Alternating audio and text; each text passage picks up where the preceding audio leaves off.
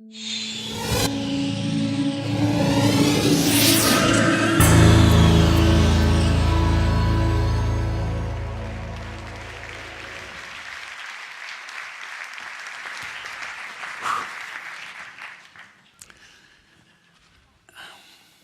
maintenant, que va-t-il se passer?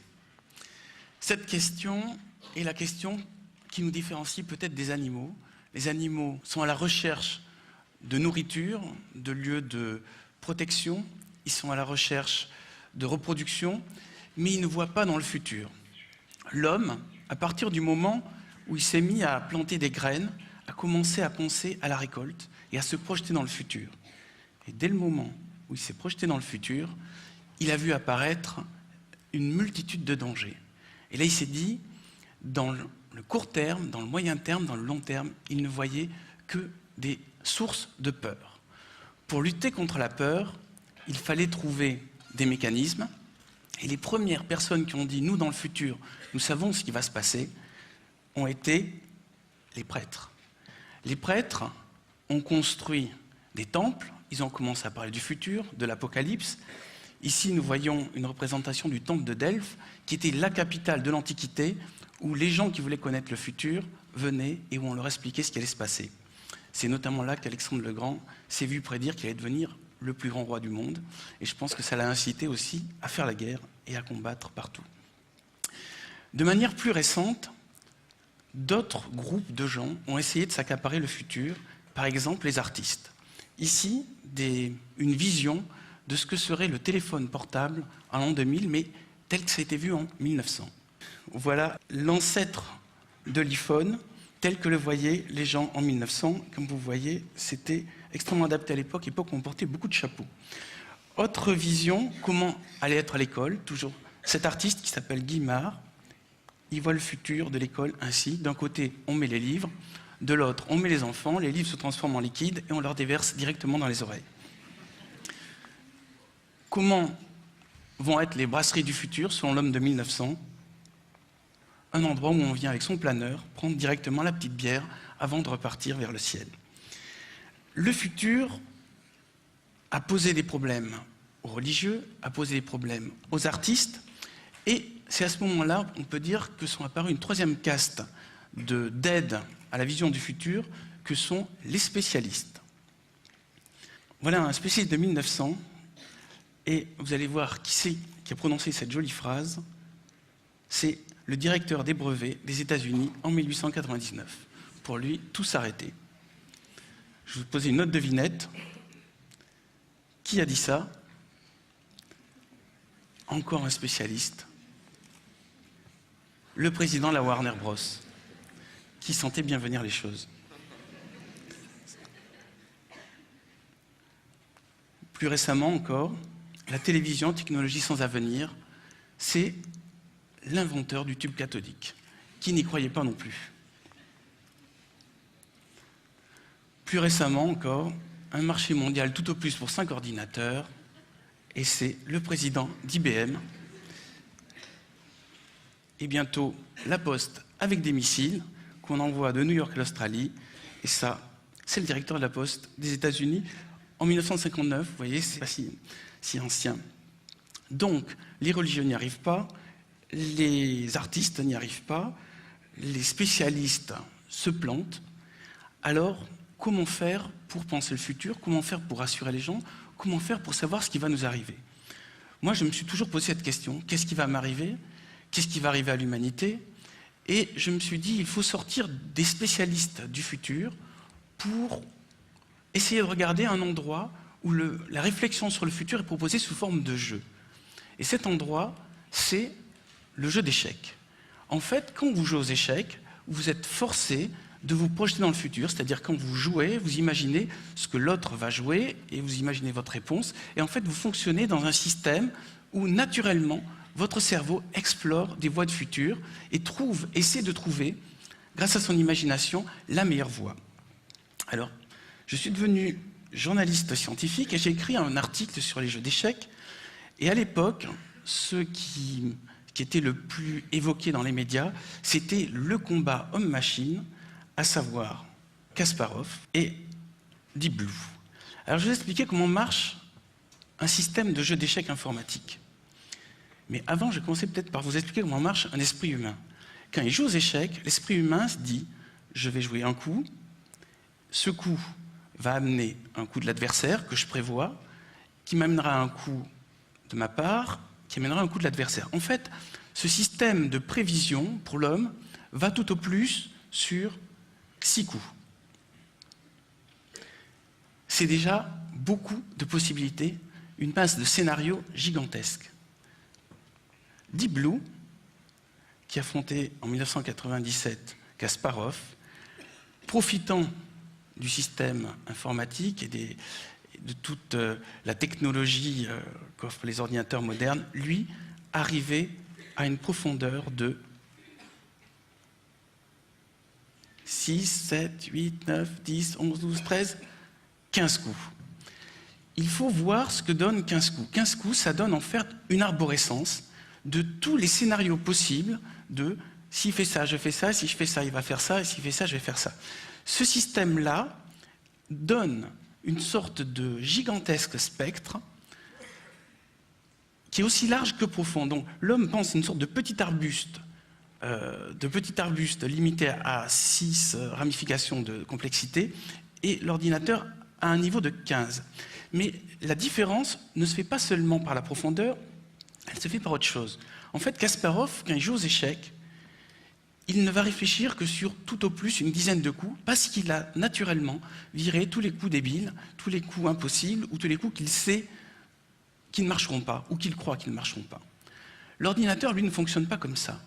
Lui, il va tester toutes les formules, et il va à toutes leur donner une note, une évaluation, si bien que, alors que Kasparov va se limiter sur une dizaine de coups, l'ordinateur, lui, il va vraiment profiter du million de scénarios qu'il va tous noter et dont il va choisir ce qui lui semble le scénario optimal.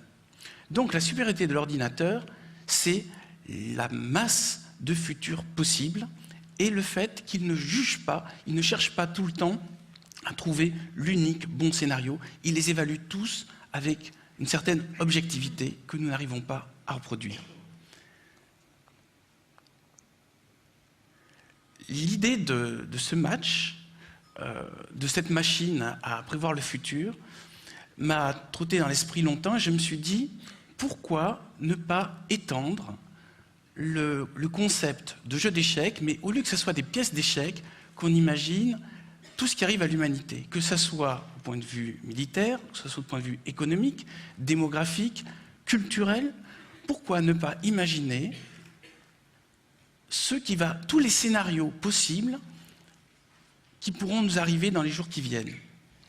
Et je me suis dit, pourquoi ne pas créer un ordinateur qui, avec la même objectivité, avec la même largeur d'esprit, avec la même profondeur, se mette à étudier les flux de la mode, les flux de la bourse, se mette à étudier en fait comment le monde, en toute logique, peut partir dans tous les sens. Nous bénéficierions ainsi de la même masse d'informations et aussi de ce côté non sélectif, ce côté des possibilités sont présentées et là-dedans se trouve peut-être la réalité. Donc j'ai commencé par décrire ce projet dans une nouvelle qui s'appelle L'Arbre des possibles et que j'ai introduit dans le roman éponyme. Et dans ce roman, je racontais cette machine, ce programme, comment il allait fonctionner, comment il allait avoir, par exemple, un système de probabilité pour essayer de savoir quel scénario pouvait arriver le plus souvent et comment il allait être non limité. Cet ordinateur, ce logiciel, cette idée, je me suis dit, eh bien, il faut passer à la fabrication. Fabriquons la machine à prévoir le futur, un oracle qui ne soit ni mystique, ni juste sur l'intuition. Et cet ordinateur, je vous le présente. Le voilà. Parce qu'en fait, je suis que auteur et je ne suis pas capable donc de trouver des financements pour monter un tel projet. Seulement, je voulais quand même qu'il existe. Alors, comment faire pour que l'arbre des possibles, en tant que machine à prévoir le futur, objective et large, puisse exister? Je me suis dit, puisqu'on ne peut pas profiter des connexions de computers, d'ordinateurs, de puces, utilisons un autre système qui est, on pourrait dire, l'ordinateur organique vivant, qui est l'intelligence collective qu'on trouve sur Internet. Alors, par chance, j'avais déjà un site qui s'appelait bernardwerber.com dans lequel je savais qu'il y avait 1000 personnes qui venaient tous les jours. Et je me suis dit, bien, je vais proposer à ces 1000 de me raconter le futur. Je vais leur proposer un endroit où, sans payer, sans s'inscrire, sans être jugés, sans avoir aucune spécialité, ils vont me raconter le futur qu'ils voient, le futur qu'ils espèrent, et surtout un futur qui ne soit pas limité dans le temps et dans l'espace. Ça donne par exemple cette carte qui fonctionne comme un arbre, avec les racines qui seraient le passé, le tronc qui serait le présent, et l'arborescence qui est le futur. Alors, on peut zoomer dans les branches de l'arbre. Ici, la science. Si je rentre dans la science, je peux découvrir quelques propositions. Ici, hop, la conquête spatiale, ce qui est un des sujets qui revient le plus souvent. Et enfin, la société. Si je rentre dans la société, on tombe par exemple sur un sujet comme « Que se passerait-il s'il apparaissait un nouveau mai 68 ?» Ce à quoi les internautes répondent « Et si on instaurait la pollution comme un crime contre la planète ?» Ou une autre idée, qui je crois sera développée tout à l'heure, « Et si on supprimait l'argent ?» Et la question « Si on supprimait l'argent » entraîne « Et si le troc remplaçait l'argent ?» Ce à quoi d'autres internautes répondent « De toute façon, ça ne changera rien, il y aura toujours des exploiteurs et des exploités. » L'arbre des possibles, au début, n'était qu'une petite graine, et la masse des gens qui sont venus sur cet endroit, comme un observatoire où voir ce qu'écrivent les autres, mais aussi où déposer leur vision, n'a cessé de grandir. Actuellement, après 9 ans de fonctionnement, l'arbre des possibles a 2 millions de visiteurs. Nous avons reçu 60 000 scénarios, et sur 60 000 scénarios, on a quand même essayé de prendre les plus cohérents, les plus crédibles, ceux qui fonctionnaient, et on a trouvé 8000 scénarios qui sont inscrits dans cette arborescence dans laquelle on peut circuler dans l'arbre des possibles. Alors, le concept d'arbre des possibles, c'est aussi une banque de données pour permettre aux gens de l'an 2100 de savoir ce qu'on pensait en l'an 2010. Cette masse de scénarios, c'est en fait une définition de qui nous sommes. De la même manière que tout à l'heure, on a vu, grâce à la vue d'artiste, comment les gens en 1900 voyaient de l'an 2000. Maintenant, on offre aux gens de l'an 2100 la possibilité de savoir comment nous fonctionnons, quel est notre état d'esprit. Et cette idée de démocratiser la vision du futur, de démocratiser la futurologie, de le sortir des laboratoires, de le sortir des spécialistes, est une idée qui m'est venue de l'observation que je faisais quand j'étais plus jeune, d'une espèce animale qui fonctionne en permanence dans la recherche des meilleures idées, qui sont les fourmis. Dans la fourmilière, il n'y a pas de CV, il n'y a pas de diplôme, il n'y a pas de spécialiste. C'est en permanence la recherche du meilleur scénario, et n'importe quel individu, qu'il soit jeune, qu'il soit vieux, qu'il ait déjà fait des erreurs ou qu'il ait déjà réussi après, peut présenter son idée à l'ensemble de la communauté. Il ne sera jugé que sur l'originalité de l'idée et sur la faisabilité de cette idée.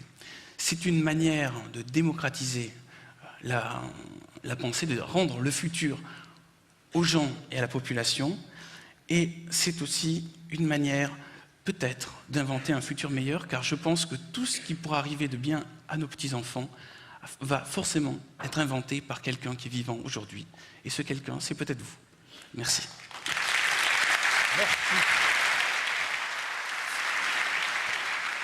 Merci beaucoup, Bernard Werber.